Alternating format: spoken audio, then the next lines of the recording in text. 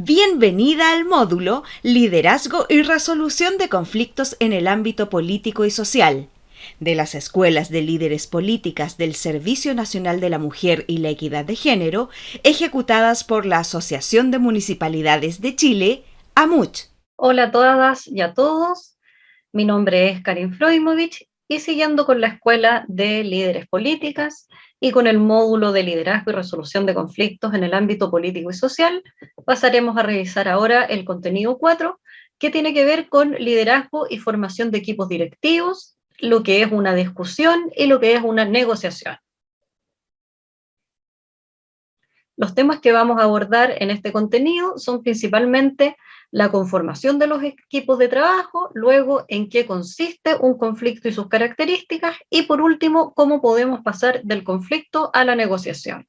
Entonces, en cuanto a la conformación de los equipos de trabajo, podemos ver de que hay 5 etapas que aluden a la conformación de equipos de trabajo.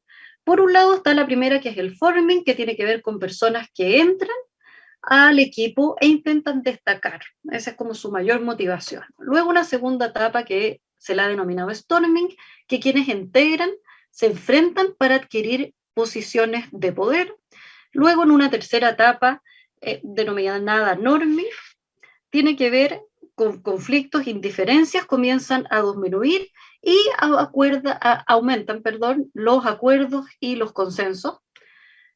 Luego viene la cuarta etapa de performing, que tiene que ver con un buen rendimiento, poco conflicto y alta autonomía. Y por último, la quinta etapa, que alude a la disolución del equipo, que los integrantes se movilizan hacia otras tareas o proyectos. Y en cada una de estas etapas es importante destacar que hay una función por parte del líder o la lideresa que es distinto. En la primera etapa apunta más a dirigir al equipo, luego en la segunda a acompañarlo. En la tercera tiene que ver con facilitar el trabajo que se tiene que dar de manera cooperativa. En la cuarta etapa, para el buen rendimiento, es importante delegar. Y en la quinta etapa, cuando se va disolviendo el equipo, es importante que el líder genere una contención y una efectiva gestión del cambio. Ahora, si aludimos al conflicto, podemos ver algunas características del conflicto. Ocurre cuando dos o más personas no están de acuerdo sobre alguna idea, percepción, distribución de recursos y actúan basándose en estas incompatibilidades que se perciben. Y como decíamos antes, una pelea no es lo mismo que una discusión. Se puede discutir sin pelear, es decir, contraponer opiniones de manera respetuosa. Es muy importante mantener siempre el respeto para poder discutir de manera efectiva y poder llegar a la negociación. En este sentido, otras características del conflicto entonces es que puede ser constructivo o destructivo. Cuando es constructivo, resulta en la clarificación de problemas y controversias, aumenta la generación entonces de posibilidades y alternativas para una situación, se desarrolla la cooperación y el deseo de aprender entre las personas y facilita la comunicación auténtica y ayuda a desarrollar el entendimiento y la transformación. Cuando es destructivo, afecta las relaciones de forma negativa, divide a las personas, reduce la cooperación, aumenta las diferencias y conduce entonces a un comportamiento negativo. El conflicto tiene 3 principales elementos que aluden, por un lado, a la historia. Los conflictos tienen un proceso que les permitió configurarse, son el resultado de una historia entre las partes. Y eso entonces influye al momento de encontrar su resolución. Otro elemento tiene que ver con terceros, que en la resolución de un conflicto están implicadas también personas que rodean a las partes enfrentadas, por tanto estas personas del entorno también se verán afectadas. Y por último, tiene recursos el conflicto y que al enfrentar un conflicto se debe contar con diversos recursos, los que se pueden clasificar como externos, por ejemplo, tiempo, dinero, bienes, y también recursos internos como la paciencia, la empatía, la inteligencia emocional, entre otros. El conflicto también puede definirse en torno a otros elementos, por un lado, en cuanto a fuentes relacionales, a fuentes de información, fuentes de interés, fuentes de valores y fuentes de estructuras. Las fuentes relacionales tienen que ver principalmente con que está centrada en emociones y conductas negativas. Las fuentes de información, que en algunos casos existe falta de información por parte de las personas que lo conforman, o difieren en información relevante, en fuentes de interés, en competencia entre necesidades incompatibles entre sí y que tienen que ver con cosas sustanciales de procedimiento o psicológico, fuentes de valores, cuando hay un sistema de creencias incompatibles, por ejemplo, religiones, y que no pueden llegar a un acuerdo, y por último, fuentes de estructura, que son estructuras opresivas de relaciones humanas, por ejemplo, escasez de recursos naturales, condiciones geográficas, entre otras. Y a su vez, en el conflicto se distinguen 5 principales etapas en que se va generando un conflicto. La primera tiene que ver en que el conflicto es latente, que aún no surge y por ende todavía se puede prevenir.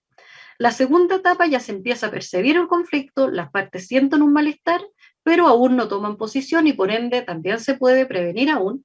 En la tercera etapa el conflicto empieza a hacer sentido, se involucran emociones, se crea tensión, hostilidad y ya es muy difícil prevenir, ya se tiene que estar apuntando a la resolución en la tercera etapa. En la cuarta etapa el conflicto es manifiesto, se nota en los comportamientos, discusiones, agresiones, declaraciones. Y en la quinta etapa están las consecuencias del conflicto. Resultados dependen de la estrategia colaborativa, competitiva u otras utilizadas para resolver el conflicto. ¿Cómo podemos pasar entonces del conflicto a la negociación? La negociación es un proceso de interacción en el que quienes integran un conflicto intentan resolverlo a través de un acuerdo. El acuerdo puede suponer entonces la solución del conflicto o la mejora de este. Debe haber intereses en común y encontrar estos intereses en común para poder llegar al acuerdo y por consiguiente la negociación busca satisfacer intereses, razones, motivaciones y no solo posiciones. Y podemos identificar entonces distintas estratégicas y tácticas de negociación, que tienen que ver principalmente con estrategias cooperativas que apuntan a ganar-ganar, que permite considerar los intereses de ambas partes no son oponentes, sino que se colaboran. Por otro lado está la estrategia competitiva, que es ganar-perder, una parte gana y la otra pierda, y esto más que nada deteriora las relaciones y solo satisface las necesidades de la parte ganadora. Está también la estrategia de evasión, perder-perder. El conflicto se esquiva, se ignora o se pospone principalmente por miedo a las consecuencias o porque no se le está otorgando la prioridad que tiene. Está también la estrategia de sumisión, pierdo yo, ganas tú. Una de las partes cede y esto a la larga no favorece la relación. Está también la estrategia de transacción, yo cedo si tú cedes y se llega a un acuerdo, pero que finalmente no satisface a ninguna de las dos partes. Se trata entonces de acciones dirigidas para la consecución de objetivos propuestos durante un proceso de negociación mediante el cual se aspira a solucionar un determinado conflicto.